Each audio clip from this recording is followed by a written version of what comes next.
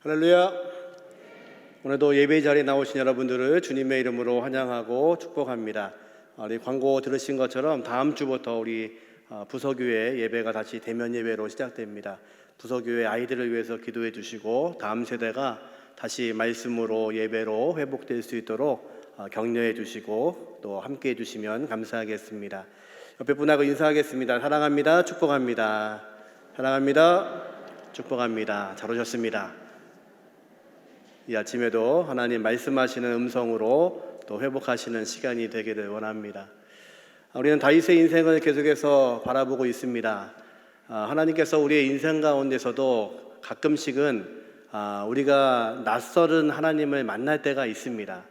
무슨 얘기냐면요, 우리가 알고 있는 하나님은 자비로우시고 은혜로우시고 우리가 피곤하고 낙심하고 넘어지면 일으키시고 또 우리의 목자가 되시고 인도자가 되셔서 푸른 초장 쉴만한 물가로 인도하시는 분, 그것이 우리가 알고 있는 하나님의 음성인데, 때로는 내가 알 수 없는 길로 또 내가 원치 않는 길로 내모실 때가 있습니다.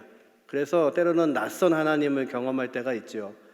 예를 들면 하나님께서 아브라함을 택하셔서 100세에 이삭을 허락해 주십니다.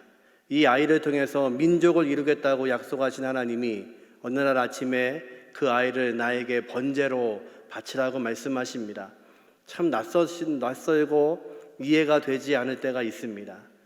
하나님이 이스라엘 백성을 구원하시기 위해서 모세를 부르십니다.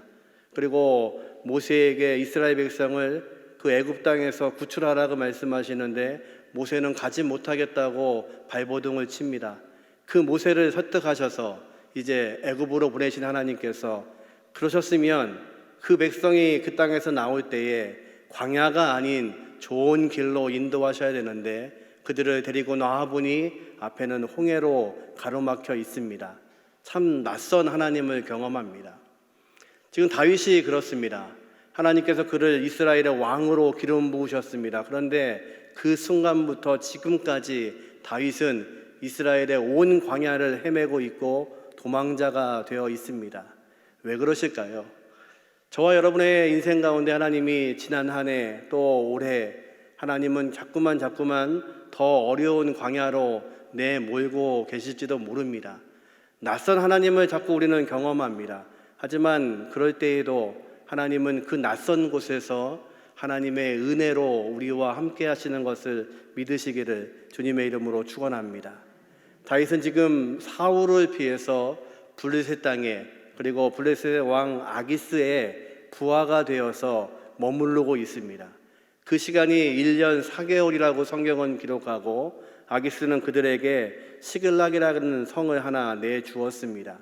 그곳에서 잠시의 안락이 있습니다. 사울이 더 이상 추적하지 않고 또 1년 4개월 동안 비록 적국이긴 하지만 그들에게서 대우를 받고 시글락에서 안전하게 살고 있습니다. 그런데 하나님의 또 낯선 인도하심이 있습니다. 이제 시글락을 살고 있는 그때에 블레셋 왕이 다윗에게 요청을 합니다. 전쟁에 함께 하자는 것입니다. 근데 그 전쟁이 다른 전쟁도 아니고 내 조국 이스라엘과의 전쟁입니다. 그가 아무리 망명 생활을 하고 있지만 그는 하나님께서 이스라엘의 왕으로 기름 부으셨습니다. 그 전쟁에 함께 할 수 없죠. 그러나 그가 거절을 못하고 그 전쟁에 참여합니다. 그런데 하나님의 간섭이 시작되지요. 이제 블레셋에 있는 장군들이 왕에게 말합니다. 다윗과는 함께 전쟁하지 못한다는 겁니다. 지금 이스라엘과 전쟁을 하러 나가는 길인데 어떻게 다윗을 믿고 우리가 함께 싸우냐는 겁니다.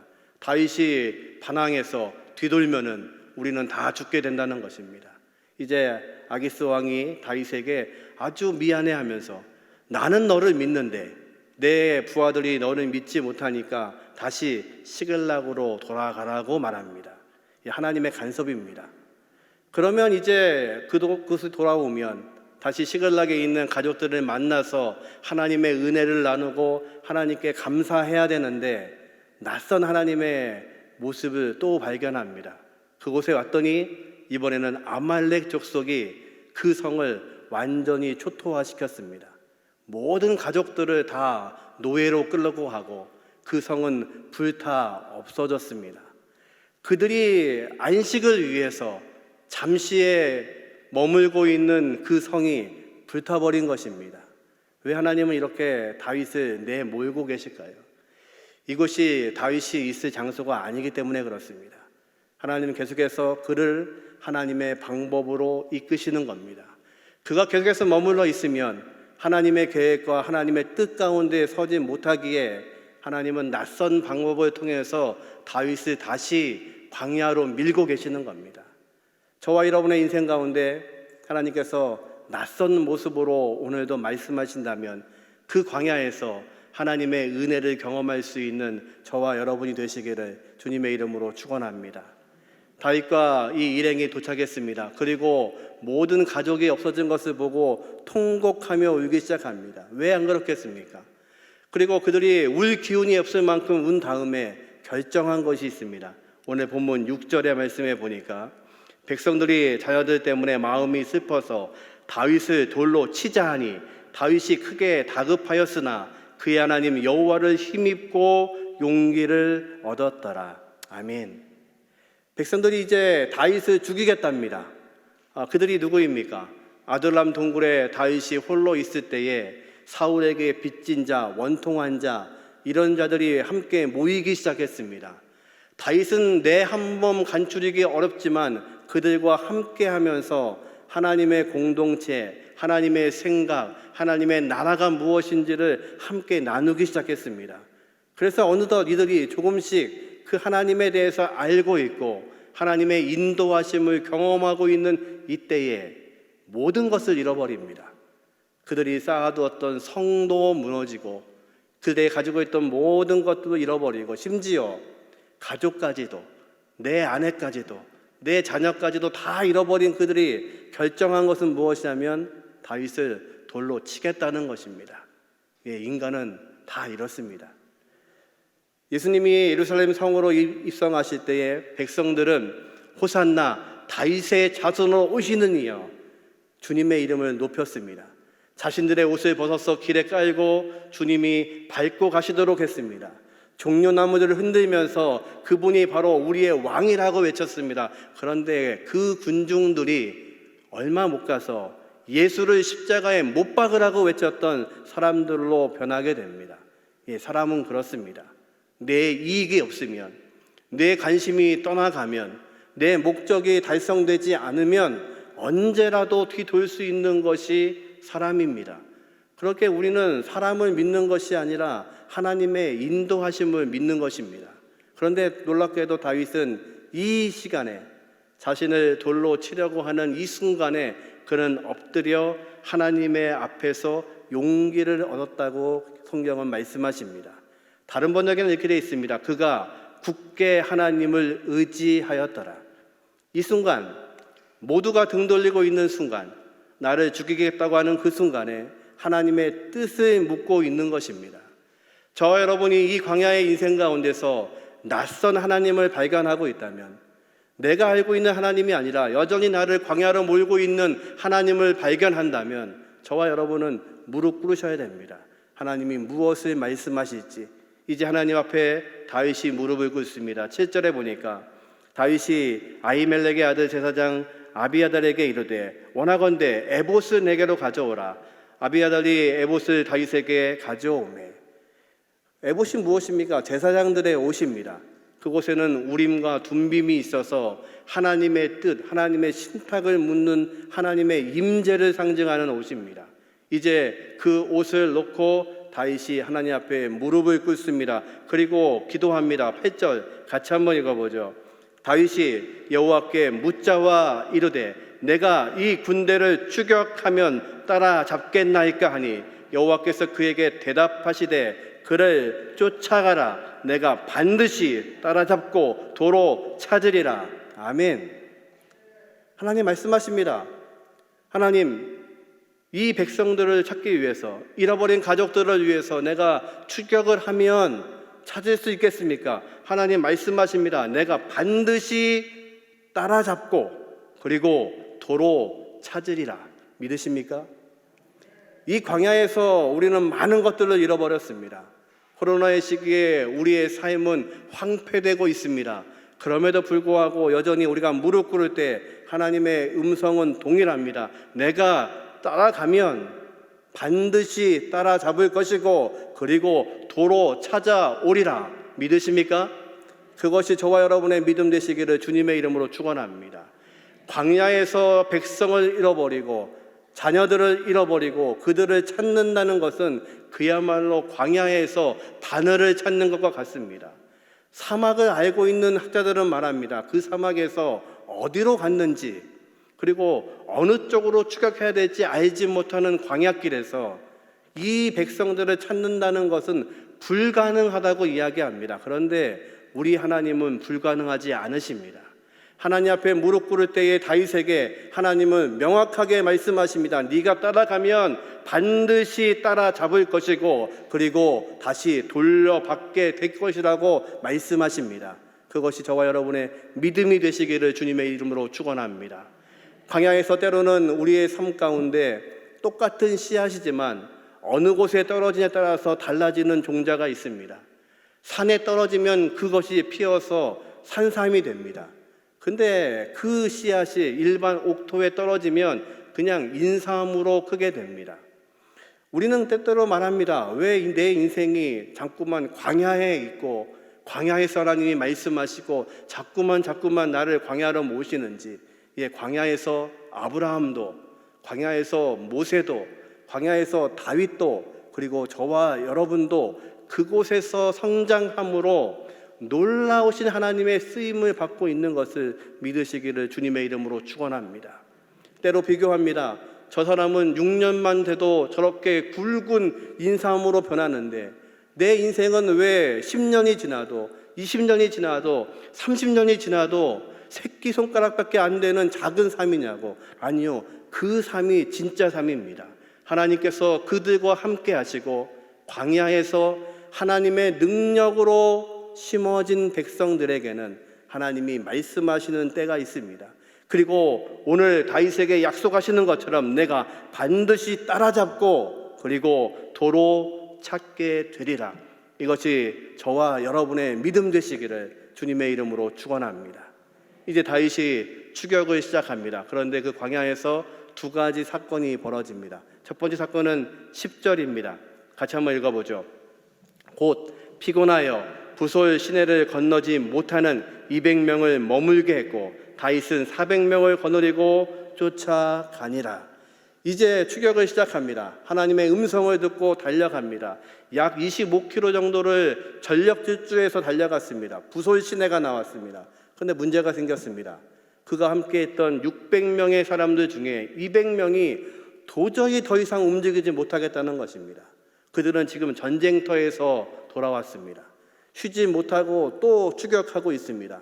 이 추격이 어떤 추격입니까? 그냥 놀러 가는 것이 아니라 내 가족을 찾으러 가는 길입니다. 거기에서 넘어질 사람이 별로 없습니다. 그런데 오죽했으면 200명이 더 이상 이 시냇가를 넘어가지 못하겠다는 겁니다.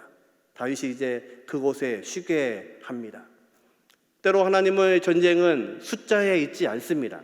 하나님은 기드온의 300용사를 사용하셔서 하나님의 일을 하셨습니다. 그들이 용사이기 때문에 사용하신 게 아닙니다. 하나님께서는 숫자를 줄이신 겁니다. 이유는 한 가지입니다. 너희가 다 같이 싸워서 이기면 너희가 했다고 할까봐 하나님은 숫자를 줄여서 하나님께서 일하시는 전쟁, 여호와의 전쟁임을 선포하시는 것입니다. 전쟁은 하나님께 달려 있습니다. 이제 200명이 나고했지만 나머지 400명을 데리고 다윗은 다시 추격길에 오릅니다. 하나님의 전쟁 가운데서 여러분 숫자를 확인하지 마십시오. 하나님의 전쟁 가운데서 내가 무엇을 가지고 있는지를 확인하지 마십시오. 하나님을 확인하셔야 됩니다. 하나님이 말씀하셨기에 다윗은 남겨진 사람 200을 놔두고 400명을 거느리고 다시 추격을 합니다. 그런데 또 하나의 사건이 벌어집니다. 11절입니다. 무리가 들에서 애굽 사람 하나를 만나 그를 다윗에게로 데려가다가 떡을 주어 먹게 하러 물을 마시게 하고 추격지에서 추격하는 그 시간에 한 사람을 광야에서 찾는데 이 사람이 애굽 출신입니다. 그런데 이 사람은 누구냐면 이 블레셋 아말렉의 종으로 살았던 사람입니다. 3일 전에 아말렉 군대가 그가 병들었다는 이유로 광야에 버리고 갔습니다. 광야에 버려진 것은 죽음을 상징합니다. 살 수가 없습니다. 물이 없습니다. 음식이 없습니다. 그런데 그곳에 버리고 간 겁니다. 예, 세상은 이렇습니다. 세상은 가치를 다하면, 가치가 없으면 2번 생각하지 않고 버립니다. 이 종을 발견했을 때에 이 추적길에서 이 사람에게 다윗이 관심을 갖는 겁니다. 지금 이 길이 어떤 길입니까?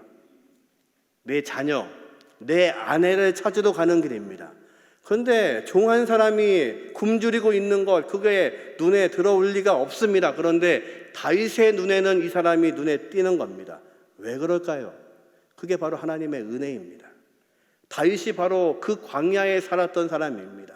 그리고 하나님의 섭리를 보았던 사람입니다. 주님은 말씀하십니다. 내가 배고플 때 음식을 주었고, 내가 목마를 때에 물을 주었고, 내가 헐벗었을 때에 나에게 옷을 주었다고 말씀하십니다. 주님, 제가 그런 적이 없습니다. 제가 언제 주님을 그렇게 영접했습니까? 주님 말씀하십니다. 지극히 작은 자에게 한 것이 바로 나에게 한 것이라고 말씀하십니다. 예, 지금 다윗은 하나님의 영성으로 그를 보고 있는 겁니다.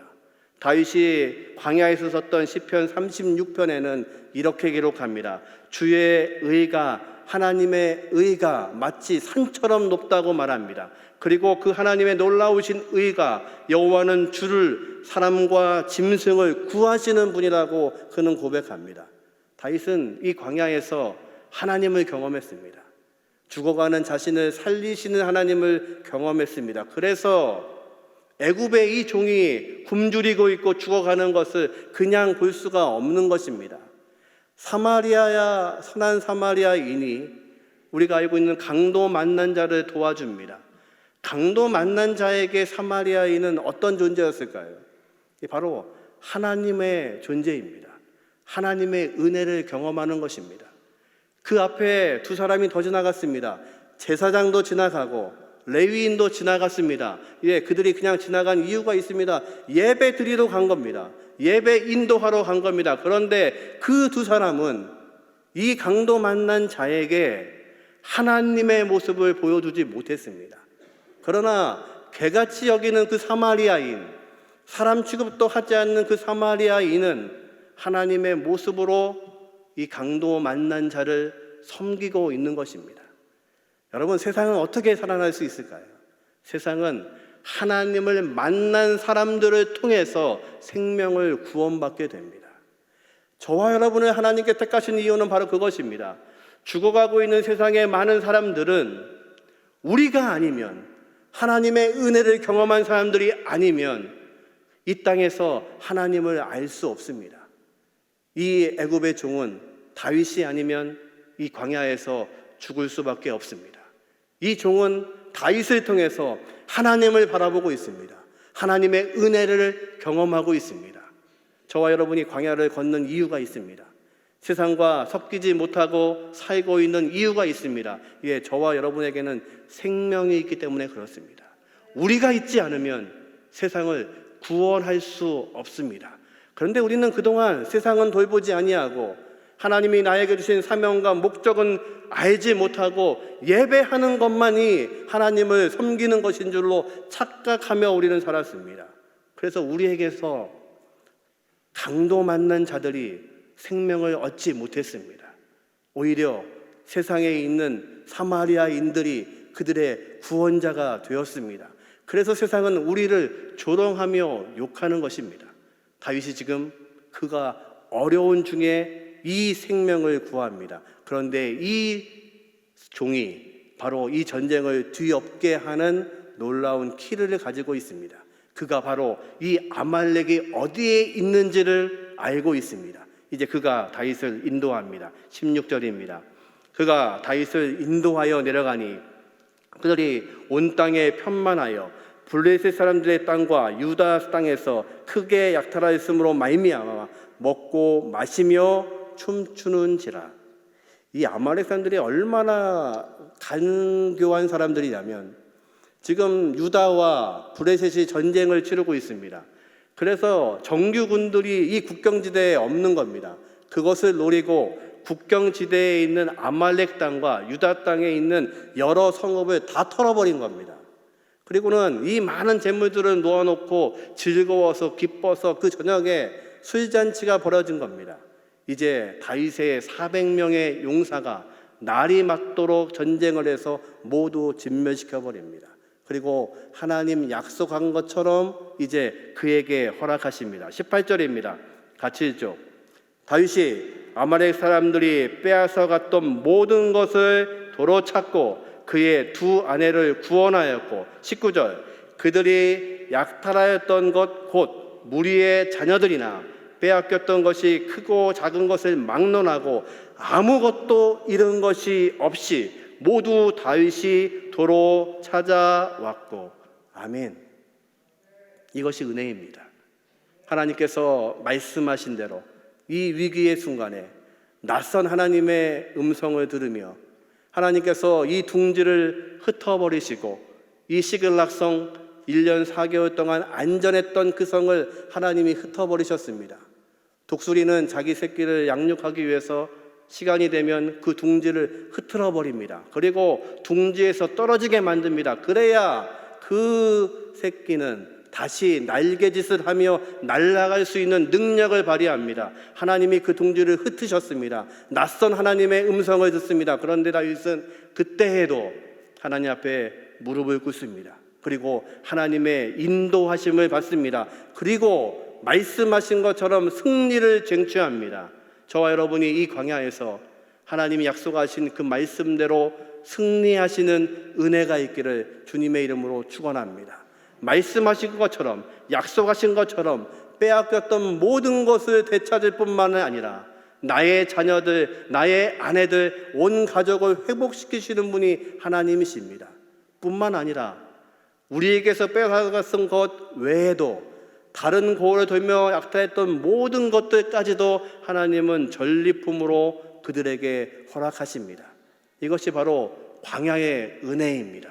하나님의 음성을 듣고 하나님의 인도하심을 경험하는 자들에게 승리하게 하시는 하나님의 귀하신 능력이 저와 여러분의 능력이 되시기를 주님의 이름으로 축원합니다. 그러면 어떻게 해야 될까요? 승리했습니다. 하나님이 많은 것들을 주셨습니다.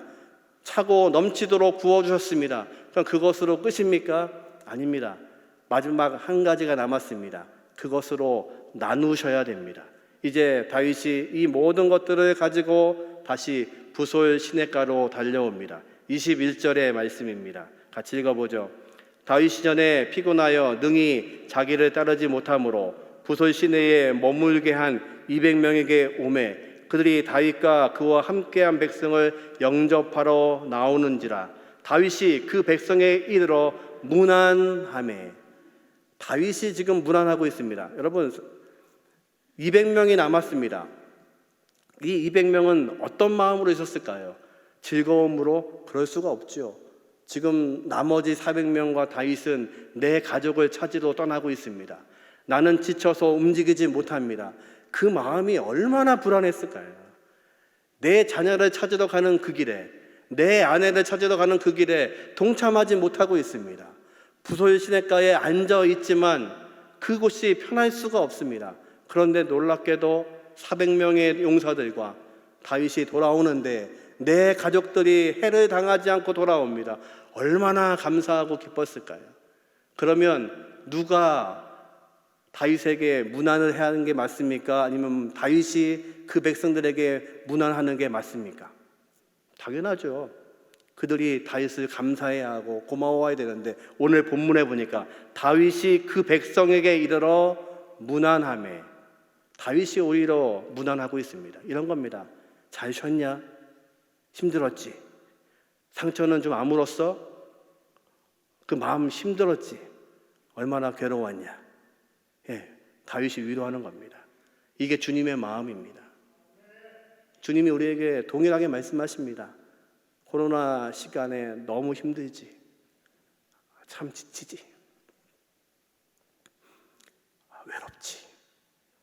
아무도 없는 것 같지. 기도하지만 응답되는 것 같지 않지. 그리고 주님 말씀하십니다. 네 짐이 무거우냐? 그러면 나에게 갖고 와라. 나는 온유하고 겸손하니 나한테 와서 함께 있자. 그러면 너의 마음이 위로를 받게 될 거야. 이게 주님의 음성입니다. 다윗이 지금 주님의 마음으로 그들을 위로하는 것입니다. 오히려 적진에서 싸웠던 자들보다 더 마음이 힘들고 외로웠고 어려웠을 200명을 하나님의 긍휼하심으로 위로하고 있는 것입니다. 이 위로하심이 저와 여러분에게 있기를 주님의 이름으로 축원합니다. 그런데 돌아온 400명 가운데는 못된 사람들이 있습니다. 22절에 보니까 다윗과 함께 갔던 자들 가운데 악한 자와 불량배들이 다 이르되 그들이 우리와 함께 가지 아니하였은즉 우리가 도로 찾은 물건은 무엇이든지 그들에게 주지 말고 각자의 처자만 데리고 떠나가라 하라 하는지라. 돌아온 사람들이 말합니다. 니네 200명들은 아무것도 하지 않았지 않냐? 우리가 싸울 때 너희들은 부설 시냇가에서 쉬지 않았냐? 너희들에게 이 모든 것들을 나눌 수가 없다. 다만 니네 처자식만 데리고 떠나가라. 이제 결별하자는 겁니다. 이제 많은 것들을 얻었으니까, 하나님이 복 주셔서 이 많은 것들을 다시 찾게 하셨으니까 이제는 이것은 너희들과 함께 나눌 수 없다는 것입니다. 예, 세상은 이렇습니다. 세상은 나누지 않습니다. 세상은 배려하지 않습니다. 그리고 이용 가치가 없으면 그냥 버리는 것이 세상입니다. 그런데 교회도 그러면 될까요? 아닙니다. 우리도 그래서는 안 되는 겁니다. 우리와 함께 했던 자들과 함께 우리가 울며 기도하며 하나님의 뜻을 찾아야 됩니다. 이제 그 명령 앞에 다윗이 강력하게 이렇게 말합니다. 24절입니다. 같이 읽습니다. 누가 너희에게 듣겠느냐? 전장에 내려가 갔던 자의 분깃이나 소유물 곁에 머무렀던 자의 분깃이 동일할지니 하고 분배할 것이라 하고. 23절을 안 읽었습니다. 23절 같이 한번 읽어보죠. 다윗이 이르되 나의 형제들아 여호와께서 우리를 보호하시고 우리를 치러 온 그 군대를 우리 손에 넘기셨은즉 그가 우리에게 주신 것을 너희가 이같이 못하리라. 아멘. 다윗과 그들의 생각이 다릅니다. 그들은 우리가 도로 찾은 것, 이것은 우리의 힘으로 찾은 겁니다. 빼앗겼던 것을 우리의 힘으로 도로 찾았으니까 이것은 우리 거라는 겁니다. 다윗은 말합니다. 하나님이 우리를 보호해 주셨고 하나님께서 우리에게 주신 것, 큰 차이입니다. 세상은 말합니다. 이것은 도로 찾은 거니까 우리 거야. 하나님의 백성은 말합니다. 이것은 하나님께서 우리에게 주신 거야. 하나님께서 우리에게 허락하신 것들을 우리는 하나님의 방법으로 나눌 수 있어야 됩니다.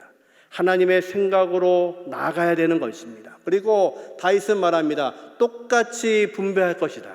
전쟁에 나간 자도 부솔 시내에 앉아있던 그들도 이 모든 분배는 똑같을 것이다. 하나님은 우리에게 거룩한 백성으로 구별되어 살라고 말씀하십니다. 그렇지만 하나님은 세상을 분별하시면서 하나님은 그들에게서 차별하시는 분이 아니십니다. 그래서 하나님은 이 땅에 자기의 아들을 보내신 겁니다. 만약 하나님이 차별하시는 하나님이라면 하나님의 백성답게 살고 있는 우리만 구원하시면 됩니다. 우리만 예배 열심히 하고 있으니까, 우리는 이 어려운 중에도 예배하고 있으니까 우리만 복 주시면 된다고 생각합니다. 아닙니다. 하나님의 생각은 모든 사람이 하나님의 자녀가 되는 것입니다. 하나님의 자녀가 되는 권세를 주셨으니 누구든지 그를 믿으면 그것이 하나님의 계획과 생각이십니다. 저와 여러분은 하나님께서 이 광야에서 무엇으로 응답하시고 함께 하셨습니까? 하나님의 생각이 저와 여러분의 생각이 되시기를 주님의 이름으로 축원합니다. 포도원 일꾼의 비유가 그렇습니다. 주인이 포도원의 일꾼들을 찾습니다. 새벽 일찍 나가서 그들과 계약합니다. 오늘 내 포도원에서 일하면 한 데나리온 품삯을 주겠다. 그리고 정오에 나갔더니 여전히 일하지 못하고 있는 자들이 있습니다. 왜 놀고 있느냐? 우리를 써주는 주인이 없습니다. 내 포도원에 와서 일해라. 오후 3시쯤 나갔더니 여전히 놀고 있는 사람들이 있습니다. 너희도 들어와서 일해라. 이제 얼마 해가 남지 않은 그때쯤에, 그때에도 하루의 품삯을 벌어야 내 자녀를 먹일 수 있는 그들이 놀고 있습니다. 일할 곳이 없어서 주인은 말합니다. 너도 들어가서 내 농장에서 일해라. 그리고 1시간이 지난 후에 주인은 품삯을 줍니다. 늦게 온 자부터 한 데나리온씩 줍니다. 처음 온 자들이 말합니다. 이거는 불공평하지 않습니까? 어떻게 똑같이 그렇습니까? 주인이 말합니다. 이게 내 뜻이다. 하나님의 은혜는 여전히 동일합니다. 하나님의 은혜는, 하나님이 우리를 사용하시는 이유는 우리가 용서하여서가 아니라 우리를 통해서 하나님의 일을 하기를 원하시는 것입니다.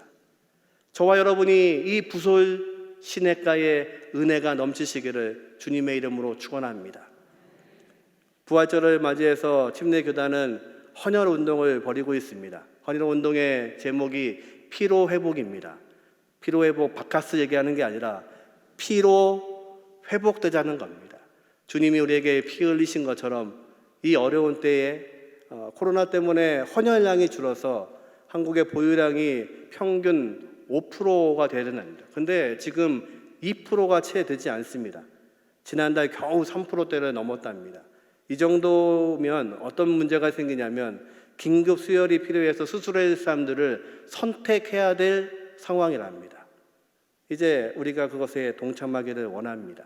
오늘 광고 보면서 제가 참 은혜를 받은 게, 남자는 50kg 이상이면 된답니다. 왜 하나님이 살을 안 빠지게 하나 하셨더니 감사합니다. 저는 아마 양쪽으로 뽑아도 될 것 같습니다. 하나님이 저와 여러분에게 어떤 은혜를 주셨나요? 이 광야를 걷게 하시고 하나님의 낯선 은혜를 경험하게 하시고 또 말씀하신 것처럼 순종해서 승리하게 하시고 약속하신 것처럼 도로 찾게 하시고 하나님이 베푸신 것들을 가지고 있다면 이제 이것으로 세상을 향해서 우리는 풍성하게 나누어야 됩니다. 저와 여러분을 통해서 하나님은 일하기를 원하십니다. 이 본문을 묵상하면서 그런 생각을 했습니다. 대흥교회가 이런 부솔 시냇가에 은혜가 있으면 좋겠다는 생각을 했습니다. 약하고 힘든 사람들이 언제든지 이 교회에 와서 잠시 쉬고 쉼을 얻고 또 배가 고프고 어려우면 이곳에서 함께 떡을 나누고 음식을 나누고 하나님은 주신 은혜들을 우리가 함께 나누어서 우리에게 받은 달란트들을 흘려보낼 수 있는 하나님의 놀라운 장소 부솔 시냇가가 될 수 있으면 얼마나 좋을까. 저와 여러분이 하실 수 있습니다. 저와 여러분 허락하신 귀한 것들을 함께 세상으로 흘려보내며 하나님이 계획하시고 목적하셨던 것처럼 우리를 통해서 일하시는 이 광야의 시간이 되시기를 주님의 이름으로 축원합니다. 이제 말씀을 마무리하겠습니다. 하나님이 저와 여러분의 인생 가운데 광야가 길게 연장하고 계시다면 하나님이 말씀하고 싶으신 겁니다. 그 광야에서 낯선 하나님의 음성이 들린다면 여러분은 3가지를 기억하셔야 됩니다. 첫 번째는 하나님의 낯선 은혜를 경험하셔야 됩니다. 그것이 아무리 이해가 되지 않아도 내 인생에 이 시간이 왜 이렇게 긴지 알 수 없어도 이제 그곳에서 하나님의 은혜를 찾을 수 있는 복이 있기를 주님의 이름으로 축원합니다. 두 번째는 하나님의 인도하심으로 승리하셔야 됩니다. 다윗이 무릎 꿇었던 것처럼 여러분도 무릎 꿇으셔야 됩니다. 그리고 하나님의 음성을 들으셔야 됩니다. 내가 반드시 쫓아갈 수 있을 것이고 그리고 도로 찾을 것이다. 그것이 여러분의 믿음이 되시기를, 그래서 하나님이 승리하게 하시는 은혜가 있기를 주님의 이름으로 축원합니다. 마지막으로 하나님의 은혜를 받으셨다면 그것을 풍성하게 나눌 수 있는 은혜가 있기를 주님의 이름으로 축원합니다. 하나님이 우리를 은혜로 인도하셨다는 것은 그것을 더 풍성히 사용하기를 원하시는 겁니다. 저와 여러분이 이 광야의 인생 가운데서 이 목적으로 사셔서 하나님의 생각이 우리를 통해서 세상에 흘러갈 수 있는 은혜가 있기를 주님의 이름으로 축원합니다. 우리 다 자리에서 일어나셔서 같이 찬양하겠습니다. 하나님의 은혜로 우리가 살고 있습니다. 이 찬양이 우리의 고백이 되기를 원합니다. 찬양하겠습니다.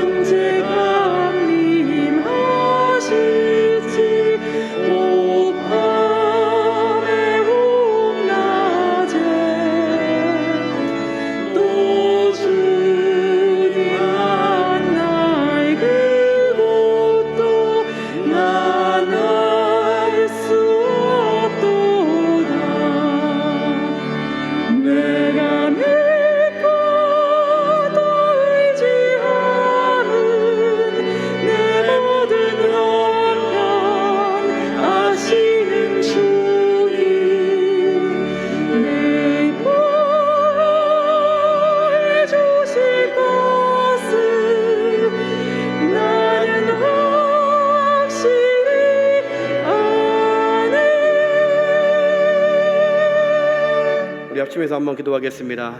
아버지 하나님, 우리가 광야 가운데 있습니다. 하나님의 낯선 음성을 들을 때가 있습니다. 하지만 그 은혜 가운데 하나님의 낯선 은혜를 경험케 하여 주옵소서. 아버지 하나님, 우리의 뜻이 아닌 하나님의 인도하심을 경험하게 하시고 우리가 승리하게 도와주옵소서.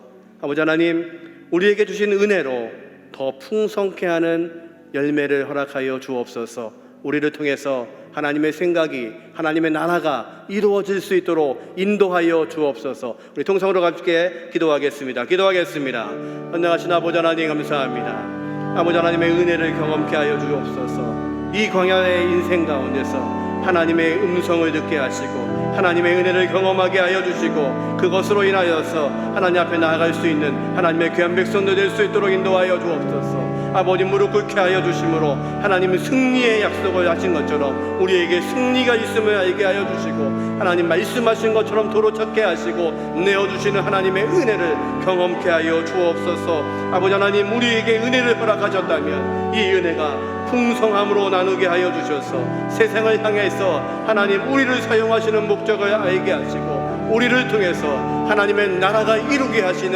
은혜를 더하여 주옵소서. 아버지, 말씀하시고 새롭게 하시고 충만케 하시는 은혜를 우리에게 더하여 주옵소서. 전능하신 아버지 하나님, 광야 가운데서도 우리를 찾으시고 말씀하시는 거 감사합니다. 말씀처럼 순종케 하시고 하나님을 통해서 승리하는 인생 되게 도와주옵소서. 약속하신 것처럼 반드시 추적할 수 있을 뿐만 아니라 내가 도로 너에게 허락하겠다는 그 말씀이 우리의 능력이 되게 하여 주옵소서. 우리를 능력으로 함께 하셨다면 그 은혜를 풍성함으로 세상과 함께 나눌 수 있는 하나님의 백성들 될 수 있도록 복의 복을 더하여 주옵소서. 지금은 우리 주 예수 그리스도의 은혜와 아버지 하나님의 지극하신 사랑하심과 성령님의 내주 역사하심이 하나님의 말씀대로 이 광야에서 순종하는 백성들 머리머리 위에 지금부터 영원토록 함께 하시기를 예수님의 이름으로 간절히 축원하옵나이다. 아멘.